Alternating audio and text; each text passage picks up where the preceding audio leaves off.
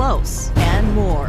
Catch CNN Philippines in all RPN AM radio stations.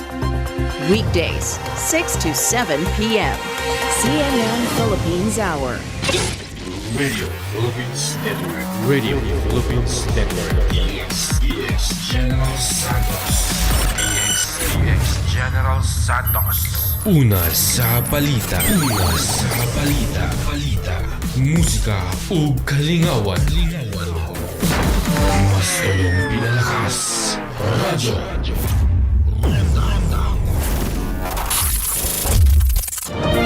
This is CNN Philippines. Talagang maraming sumusuporta pero marami ring tumutuligsa sa kanya. Proclaiming Ferdinand Bongbong Romualdez Marcos Ago, hindi pa nga sigurado kung tatakbong presidente tapos ngayon magiging pangulo na. I want to do well because when a president does well, the country does well.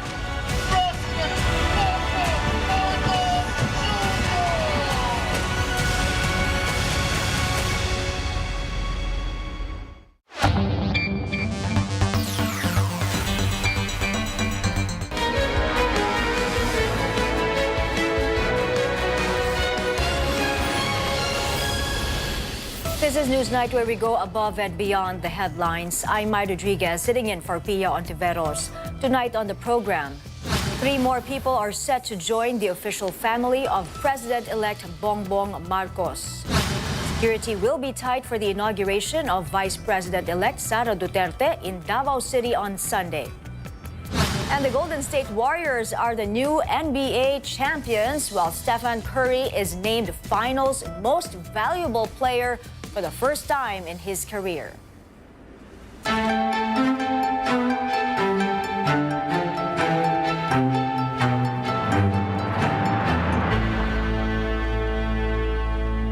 President-elect Bongbong Marcos nominates 3 more officials to his incoming administration. Former Senate President Juan Ponce Enrile, who was also Defense Minister of the late former President Ferdinand Marcos, will become Presidential Legal Counsel. Enrile was one of the implementers of martial law, but also helped topple the Marcos regime in 1986. Justice Secretary Menardo Guevara will serve as Solicitor General. Guevara says he was offered to head the OSG a decade ago, and he says it suits him better because of his law practice for 25 years. Meanwhile, retired Armed Forces Chief Jose Faustino Jr. has been designated Defense Officer in Charge and Senior Undersecretary. It's going to be a historic weekend in Mindanao as Davao City hosts the inauguration ceremony of Vice President-elect Sara Duterte on Sunday. Let's check on the situation there. David Santos joins us from Davao City. What can you tell us, David? Well, tonight, my workers are rushing the construction of this makeshift stage just behind me here at the San Pedro Square, right in the center of Davao City for Sunday's event. But before the formal oath-taking ceremony, Vice Mayor-elect Sara Duterte will be attending Mass at the San Pedro Cathedral just beside this platform. Now, this stretch of San Pedro Street has been closed to traffic to give way to preparations for the occasion. Many other roads leading to this venue have also been blocked off since these will serve as designated areas where the general public can witness the spectacle. Now, fences, barricades, and checkpoints have also been set up, forming a ring of security around San Pedro Square, the inauguration venue. Now, the entire Davao region has been placed on alert for days now. Gun ban took effect on Thursday and will last until next Tuesday. More than 3,000 police and military personnel will be deployed all over the city. Military units have also been doing air and naval patrols in surrounding communities. They have not received any report of threat from armed groups. Now, visitors have to go through tight security checks while vehicles are subjected to random inspections. Ipakita natin na maganda ang Mindanao. Maganda dito sa Davao City. So we are trying our best and it is our opportunity sa government, particularly from the security sector, naipakita natin na safe ang Davao, sir. Safe ang Davao region. Rallies are not allowed near the inauguration venue except in Freedom Park along Rojas Avenue. It is the only area where protesters are permitted to gather. Authorities are expecting 20 to 25,000 people to attend the ceremony, which will be capped with a 5-hour concert. Among those performing are rapper Andrew E., actresses Giselle Sanchez, Sanya Lopez, and RC Munoz, as well as Davao City-based artists. Outgoing President and Sara's father, Rodrigo Duterte, leads the list of expected guests on Sunday. Mike. David, of course, we are still in a pandemic and security remains a concern there in Mindanao. While this is a historic ceremony, will it also be a public event like no other? Well, that's right, Mino. This is the first time Mindanao, particularly Davao City, is hosting the inauguration of an incoming vice president. In fact, this is the only second time in recent years that a presidential or vice presidential inauguration will be held outside Luzon or Metro Manila. The last time was during Gloria Macapagal Arroyo's 2004 presidential inauguration in Cebu. Now, as per the mandate, those attending Sunday's inauguration here in Davao City will be required to wear face masks. The city government is also asking those who are not feeling well to skip the event, while parents are being discouraged to bring small children, both for security and safety reasons. So this is an outdoor event, Mino. Organizers are preparing to hand out disposable raincoats, since umbrellas and jackets, along with backpacks and non-transparent water containers, will not be allowed here as part of Davao City's standard security measures. Back to you, Mike. Thanks for keeping us posted. David Santos there reporting live from Davao City.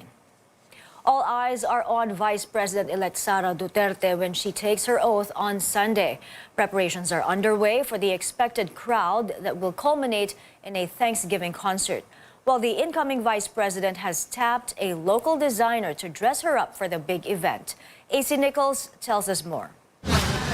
Davao-based designer Silverio Anglacer has been making dresses for Sara Duterte for years. So it came as no surprise when the vice president-elect again tapped him for a milestone in her political career. For this inauguration, she just informed me na she likes green for a gown na Filipino. So medyo na-ready na rin ako. Then ay talagang sinabi ko, yes, we'll go green. This Sunday, Duterte will be sworn in as vice president by Justice Ramon Paul Hernando, her former professor and close friend. Based on the designer's sketches, Inday Sara, as she is fondly called, will wear a Filipiniana gown that features simple detailing. The material is silk chiffon, light and flowy. I know what really works for her. I cannot do something like over the top. So just a little bit of something, it's fine with her. And she, parang sa tingin ko naman, yun na yung feel niya talaga na i-carry. The event brings more visitors to the city, with a number of hotels operating at near to full capacity.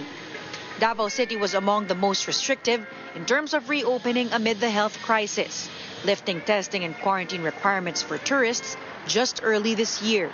Since the inaugural is held here, it's also like si VP Inday is not introducing, but parang much declaring to the country that Davao City is really open right now after the pandemic. This family came all the way from Laguna. Father Jerry De Vera is celebrating his birthday on Sunday, and he plans to spend the afternoon witnessing Sara's oath-taking. He says he voted for the unit team.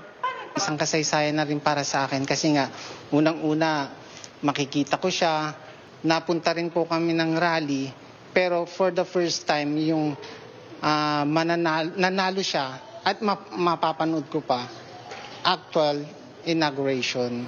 The inaugural rites will end before 6 in the evening, but celebrations are expected to go on for hours. Crowds are likely to stay for the rest of Sunday night for a Thanksgiving concert. Most of the performers are artists who supported Duterte's VP bid, including Giselle Sanchez, Andrew E., and R.C. Munoz.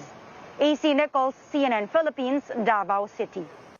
CNN Philippines will bring you live the vice presidential inauguration on Sunday. But before that, we'll have the documentary Inday Sara, the Vice President, and an oath-taking special with our senior anchor, Rico Hizon. The special programming begins at 3 p.m. on June 19th.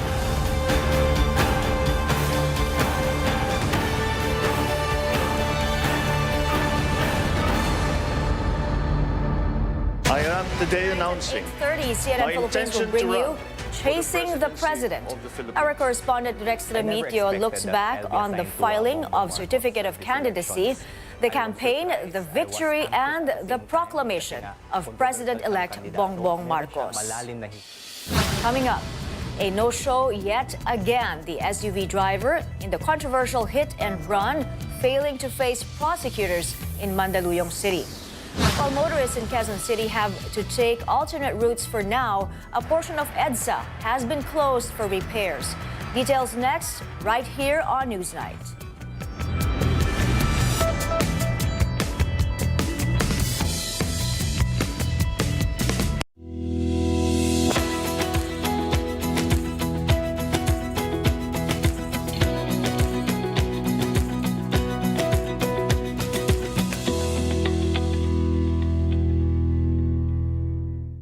Exodus 18:21. But you choose from the people capable men, God-fearing men, men of truth, those who hate bribes, and put them over the people as rulers of thousands, rulers of hundreds, rulers of 50s, and rulers of 10s. Ang mabuting balita ay hatid sa inyo ng MX3. Fried chicken? Timplang happy! With easy-to-cook Magnolia Chicken Timplados. Iba't ibang sarap ng chicken, kaya. Anong Magnolia Chicken Timplados mo? Iba't ibang easy chicken sarap. Land Bank has always believed that in this country, we have to dream big. And so we learned to build something out of nothing.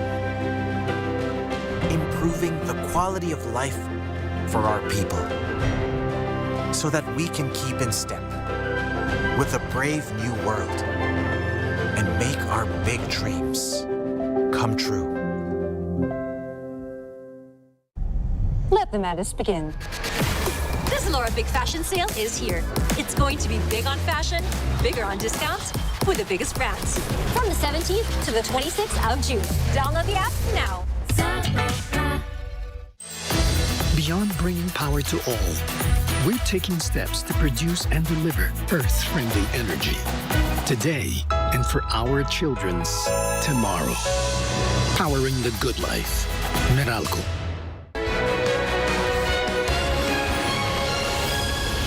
This is CNN Philippines. After over a week of hiding and 2 days since his first public appearance, the suspect in the Mandaluyong hit and run is nowhere to be found again. This time, he did not appear before the preliminary investigation on his case. George Cahiles reports.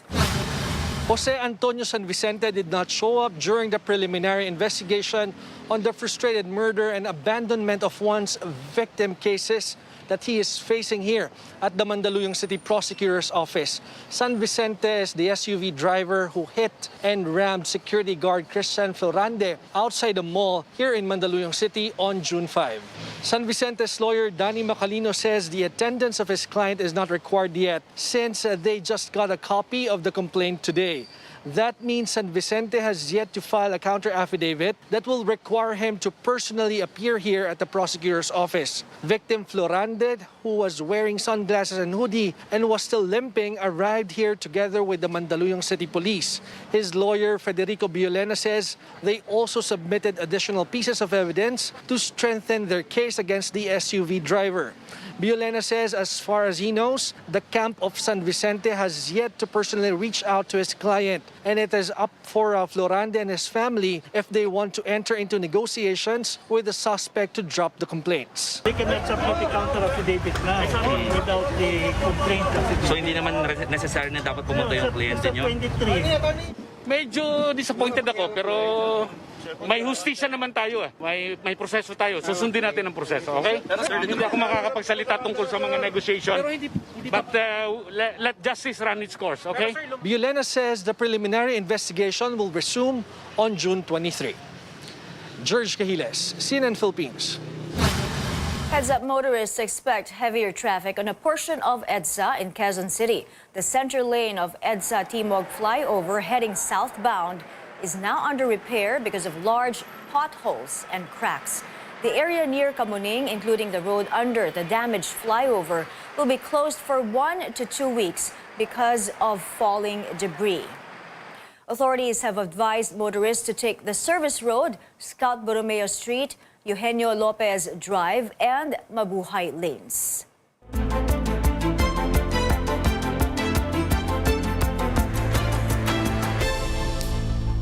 The Duterte administration has yet to reach its target COVID-19 vaccination with less than 2 weeks before its term ends. Our Paige Javier gives us a look at last-minute efforts to get Filipinos vaccinated amid the uptick in cases.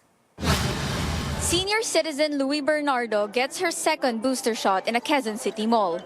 She says she did not hesitate to get it in light of rising COVID-19 infections. Yung unang-una po na-nervous ako kasi sa mga naririnig ko. Pero yung ngayon po, talagang dedicated po ako na pumunta talaga. Gusto ko pong maging safety dahil naniniwala po ako na yung booster na yan, yan po ang makakatulong. Bernardo says her fellow senior citizens and those eligible should get vaccinated for protection. Mara Morales, on the other hand, initially had doubts of getting her son inoculated because of his asthma. Nung una, ayoko talaga. Ayoko muna ipabaksin anak ko. Ngayon naman so far marami nang nagpapabaksin na medyo okay naman. Bernardo and the son of Morales heed the appeal of government to get the shot. Official data show nearly 70 million Filipinos have received the primary dose series, 7 million short of the target. On the other hand, booster vaccination is low, with only 14.5 million people boosted as of June 12. Many regions like the Bangsamoro, Central and Western Visayas, as well as Caraga still lag behind. In a bid to ramp up inoculation, authorities launched the Back to Vax Champion program. Health Secretary Francisco Duque, Interior Secretary Eduardo Año, and COVID-19 Response Advisor Vince Dizon lead the event. Huwag po tayo mag-aantay ng surge o yung kung tataas man ang bilang ng kaso ng COVID, hikayatin ninyo silang lahat na magpabakuna na para matatag ang wall of immunity. Dizon says vaccination will help the country live with the virus and move towards the new normal. The DOH says vaccine supply will last for the rest of the year.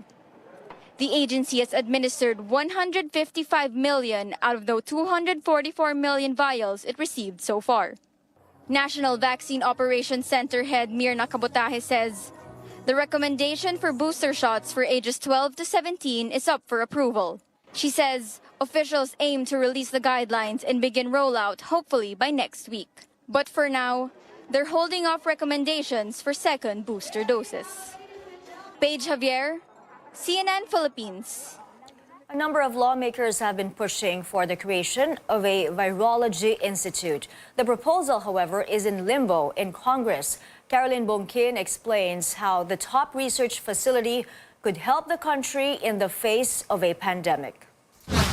Vaccines at this health center in Muzon, Taytay, Rizal are all imported, like this measles vaccine made in India.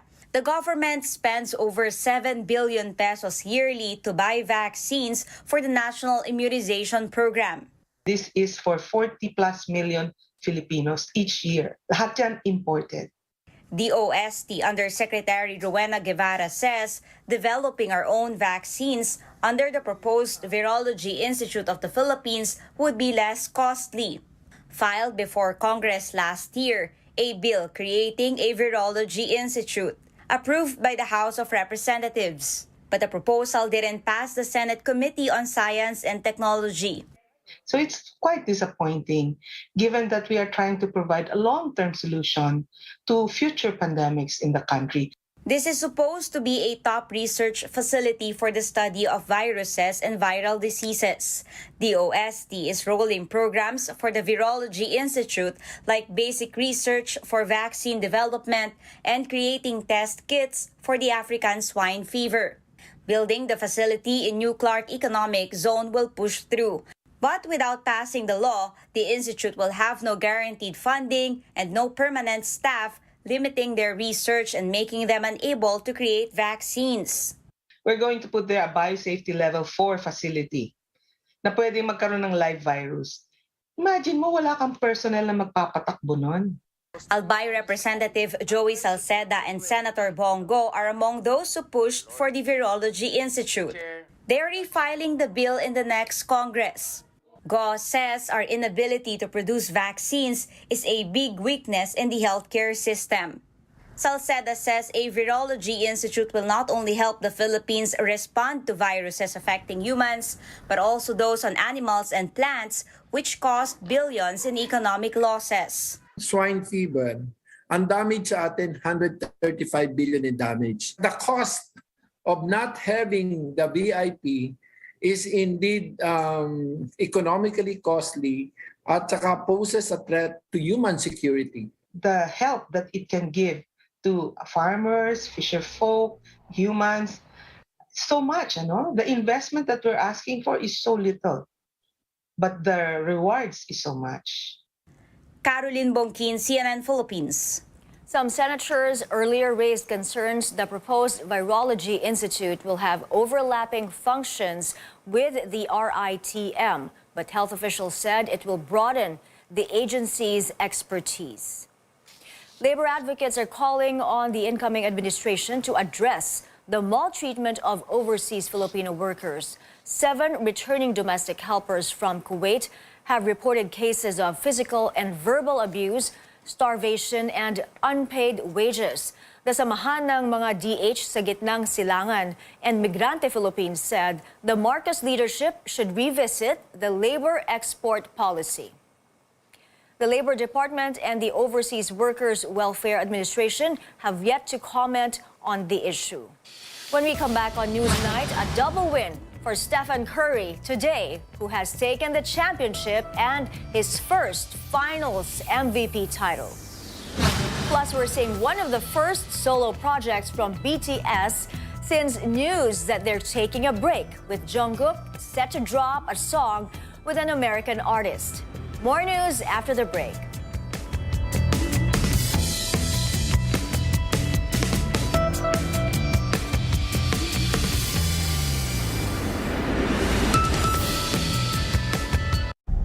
Let the madness begin. This Laura Big Fashion Sale is here. It's going to be big on fashion, bigger on discounts, with the biggest brands. From the 17th to the 26th of June. Download the app now.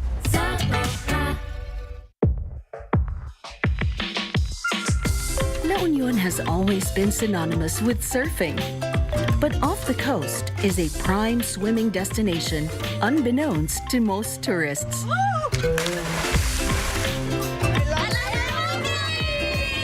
Mula nung nag-open po ang Imuke Island, nagkaroon na po ng livelihood ang bawat fisher folks dito. Yung pong typical na pag-fishing lang po at nakukuha nila, ngayon po ay meron na silang nakukuhang pera sa tourism, sa product nila, especially sea urchins, then seaweed. Dito po sa La Union, marami kasi ang nagtatanim ng mga mais na pangunahing tinatanim ng mga magsasaka. At kaya po naisipan namin po na gawing chichacorn po ang product po ng magsasaka para po sa kakabuti ng mga members ng aming kooperatiba at saka sa buong La Union po. What's chicha corn without the perfect dip? Find the right match with La Union's sugarcane vinegar. Ito pong suka namin sa Nagilian, pure na katas ng tubo, maasim at saka may lasa rin na matamis-tamis. At saka number 1, mabango. And just before you head back home, Don't forget to bring a part of LU with you, a sturdy walis tambo. Ang Bagulin ay tinaguri ang Home of Quality Brooms. Ang ina-assure namin sa mga bumibili sa amin, sa mga walis tambo dito sa amin, na talagang maganda yung gawa dito sa amin at saka hindi madaling masira. Ang mga produkto namin na walis ay dinadala mostly sa Maynila. Malaki talaga ang tulong ng mga expressways natin tulad ng T-Flex kasi lessen na yung travel time na pagbiyahe namin at saka yung hire na rin ng mga truck, medyo mababa na rin.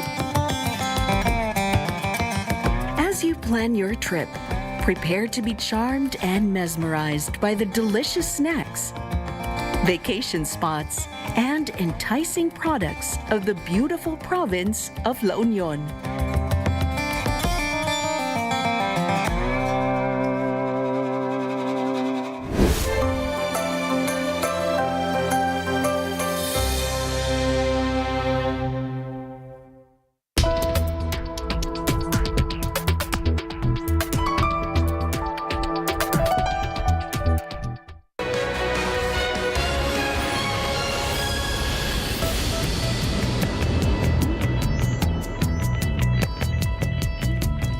Welcome back. In sports, the Golden State Warriors are NBA champs for the 4th time in the last 8 years. The Warriors conquered the Boston Celtics in Game 6 of the finals today, 103-90. Steph Curry made 34 points for Golden State and was named the finals' most valuable player for the first time in his decorated career. A new home awaits national athletes and possible future Olympians. This afternoon, President Duterte led the groundbreaking ceremony of the Philippine Sports Training Center, which will serve as the primary venue for national teams and training pools. Situated in 25 hectares of land in Barangay Parang, donated by the provincial government of Bataan, the training center will have facilities for national athletes competing in at least 39 Olympic and non-Olympic sports. The project is expected to finish by 2025. Music news now, it's official. Jungkook of BTS and Charlie Puth are dropping a song together. On TikTok, Charlie gave fans a preview of Left and Right, featuring the chart-topping K-pop idol. The American singer says if the track gets 500,000 pre-saves, it will be out by June 24th. Let's take a look at the viral TikTok. Hello? Hey man, what does it sound like when you sing, "Memories follow me left and right"? Sure, that's easy. Do you mean like this? Memories follow me left and right. Yes, that's perfect. Now can you sing, "I can feel you over here," but on the left side of the microphone? I can feel you over here. And now the same thing on the right side of the microphone. I can feel you over here. Put it all together. And it sounds like this. Memories follow me left and right. I can feel you over here. I can feel you over here. You take up every corner of my mind. This is gonna be crazy. Sounds good. The two artists have collaborated before, performing Puth's We Don't Talk Anymore in 2018 at the MJA Awards in South Korea. And that's it for now. Join me again on News.ph at 7 p.m. I'm Mai Rodriguez. Before we go, a promising future for the country's energy sector with the implementation of the Energy Efficiency Law. The Energy Department gives us a peek at what's in store for the industry.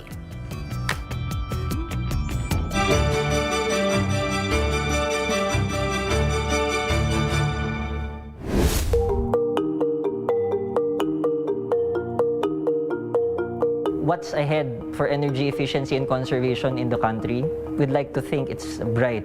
As part of the Department of Energy's way of communicating with the ever-digital age, we've launched in partnership with the USAID Energy Secure Philippines 3 digital platforms. The first of which is City of Energia. The City of Energia is a virtual platform, showroom of sorts, that allows for our consuming public information on several things.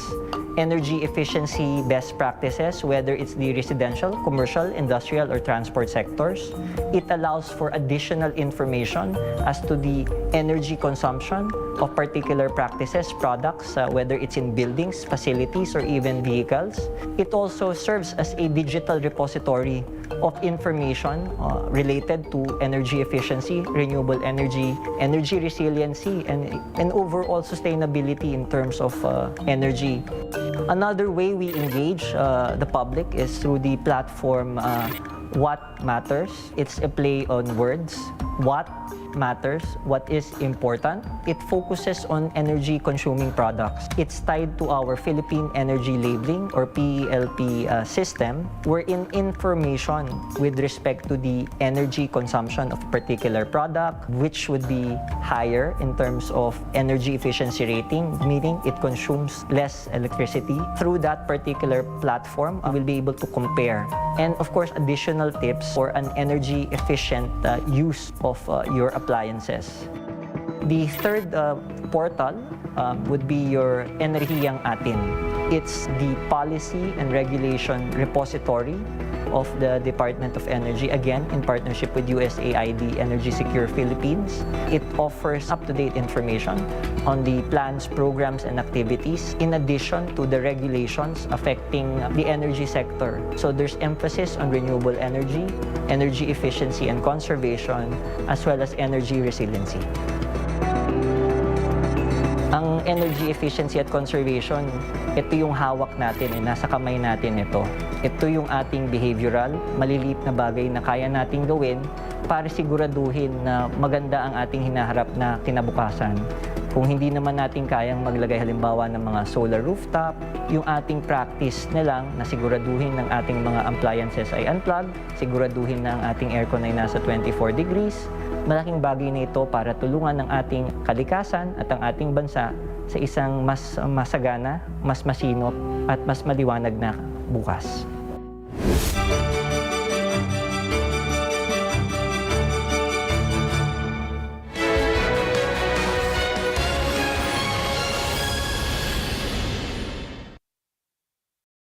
This program is brought to you by This program is brought to you by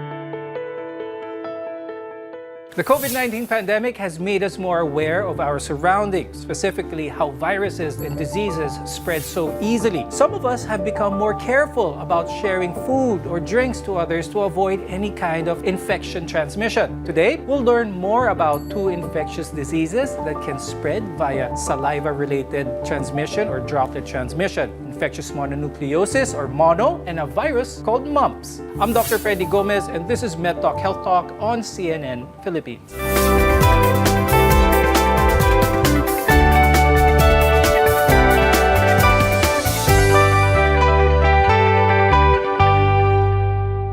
Today, we'll discuss two specific infectious diseases and how they spread and how to treat them.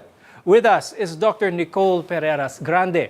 She is a pediatric infectious disease specialist at the Makati Medical Center and Asian Hospital and Medical Center.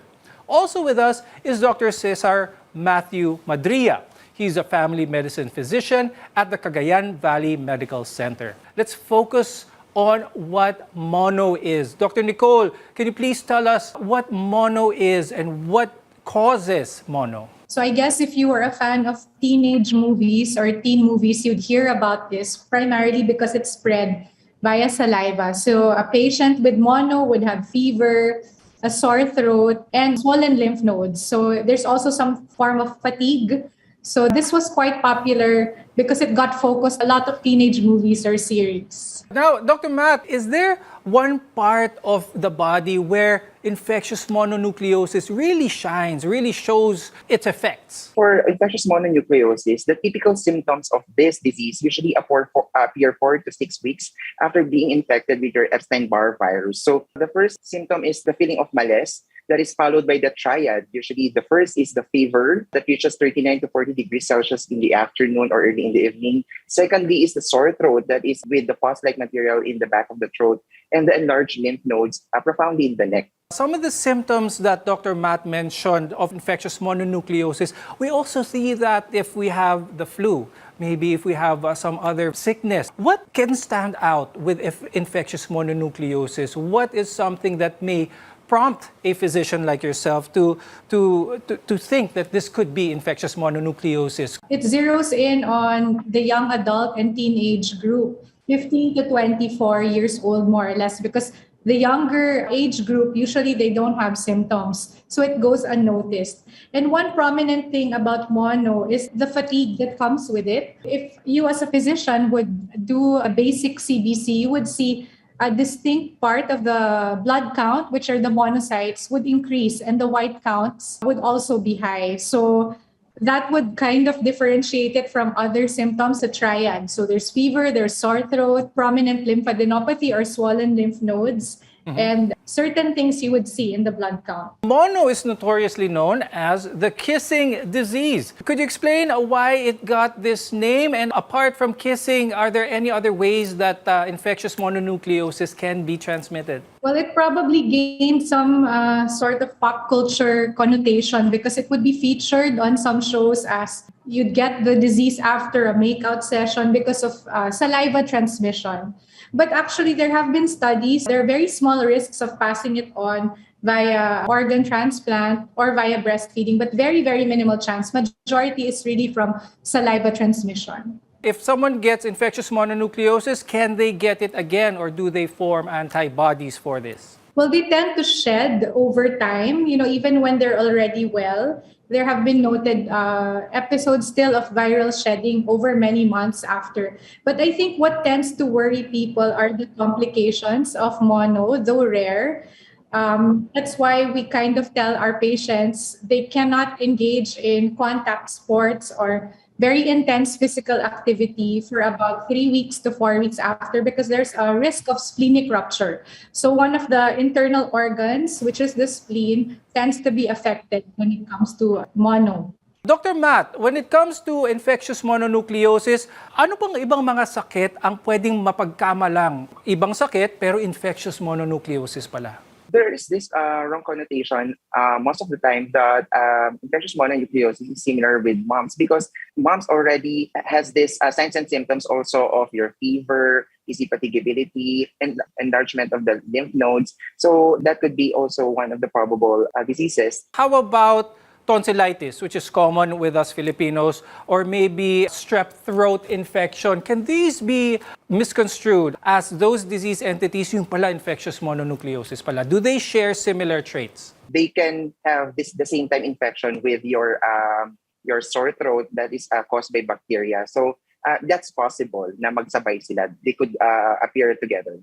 Okay. Now, Dr. Nicole, the important question now is the proper diagnosis. How is one properly diagnosed to have infectious mononucleosis? Sometimes a clue for us physicians is yung mga pasyente natin, di ba, pag may sore throat, binibigyan natin ng amoxicillin or ampicillin.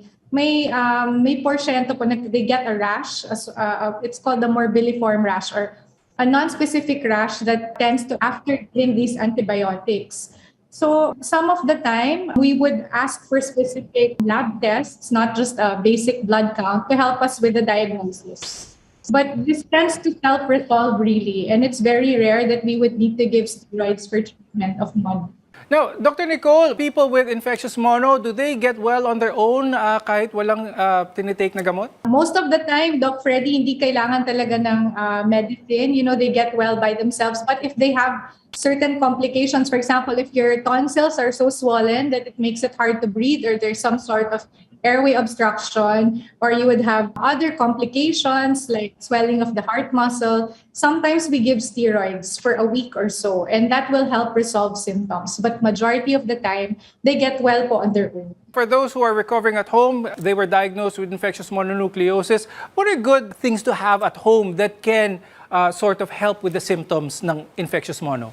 First, they need to get plenty of rest. And also, they need to be hydrated, so they need to drink water most of the time. They can take paracetamol for fever and pains, but avoid aspirin for children and teenagers to prevent damage to the liver or brain, or what we call the Reye syndrome. When we come back, we'll discuss who are at risk of developing another infectious disease called mumps.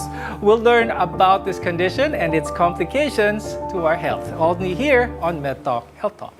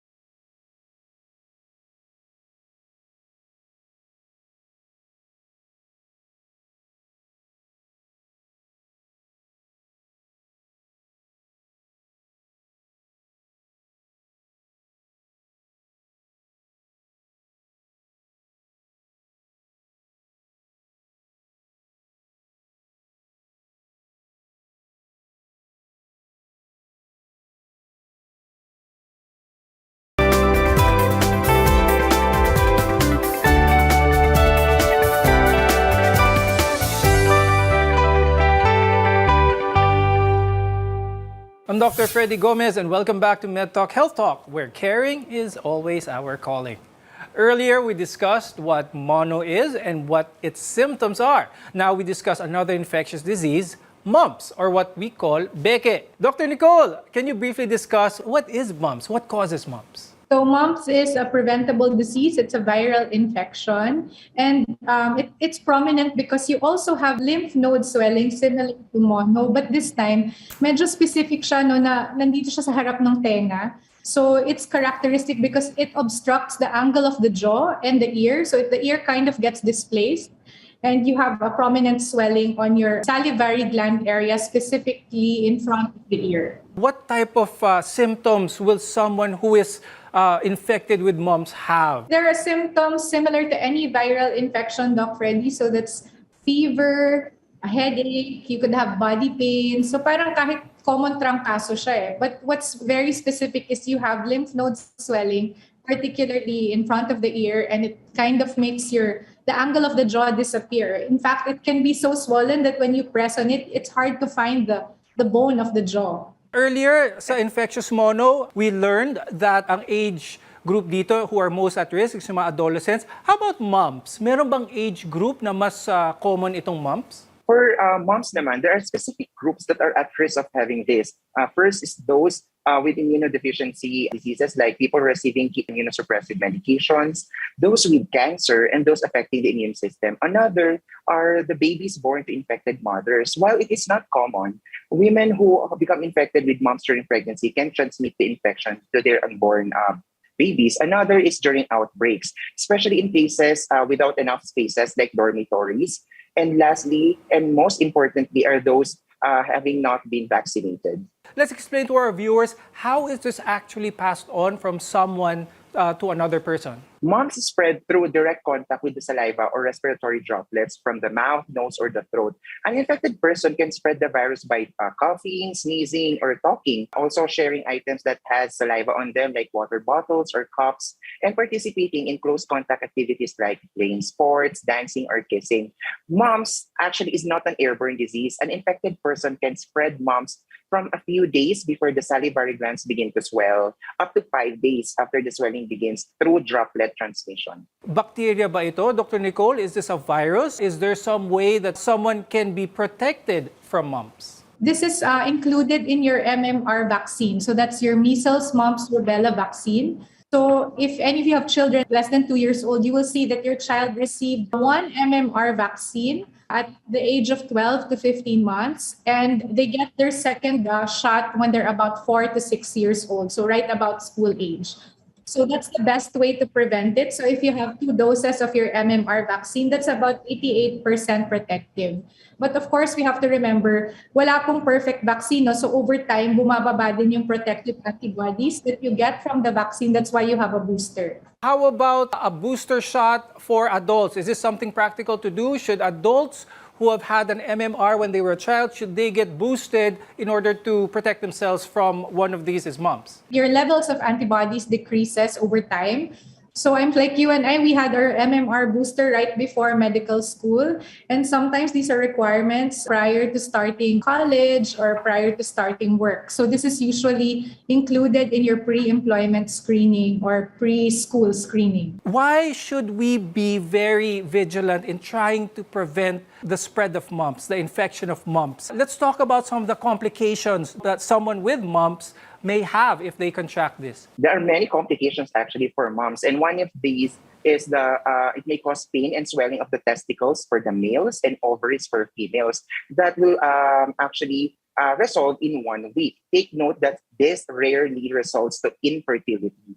Mumps may also cause inflammation of the pancreas that will lead to the upper abdominal pain, and as well as it can cause inflammation of the brain and its covering, leading to encephalitis or meningitis, posing a severe headache, nausea, vomiting, and confusion. Dr. Nicole, can mumps appear to be or mistaken to be any other disease that might be common among Filipinos? It can present similarly to bacterial infection or bacterial infection of the salivary gland. So that would also cause fever, body aches, headaches, and swelling of the infected salivary gland. So it can actually be mistaken for that.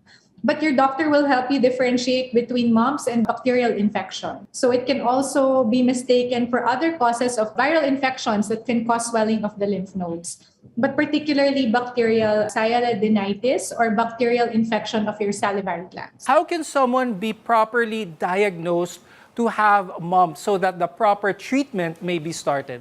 We usually diagnose mumps based on the swollen salivary glands. A buccal swab specimen is collected within 3 days after the swelling of the gland. That is the preferred specimen to confirm mumps infection. This swab sample may be submitted for RT-PCR to detect the RNA of the virus. Also, a sample from your saliva or a blood sample may be submitted for RT-PCR. Up next, we'll discuss how to treat as well as prevent diseases like infectious mononucleosis and mumps. MedTalk Health Talk will be right back.